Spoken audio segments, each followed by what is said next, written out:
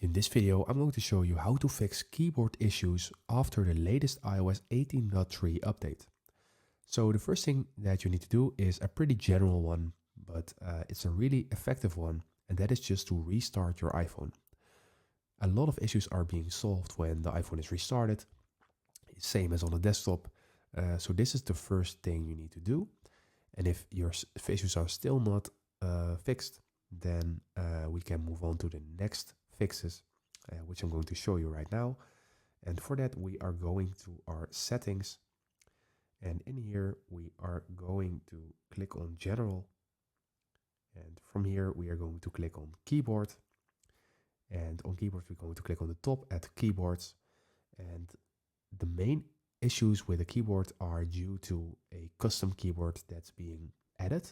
So right now, I don't have one added, but if you have one, then you can try to delete your added keyboard and then restart your phone again and then see if your issues are still being present on your phone.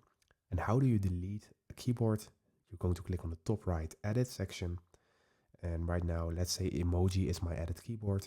I'm just going to click on this red sign and then this keyboard will be deleted. So that's how you delete your keyboard. If this still does not work, then there is this last thing you can do. And that is basically also in the general section. You're going to scroll down and there we see transfer or reset iPhone. Here we click on reset. And in here we see reset keyboard dictionary. And this is also something you can do. Reset keyboard dictionary will not delete any data. Some of these others will, but the reset of your keyboard dictionary won't delete any data. You just need to fill in your password and then a lot of things in your keyboards will be reset. And this can also help you fix keyboard issues. So these are the main solutions for the issues. If this video helped you out, please leave a like and consider subscribing. And then I see you in the next one.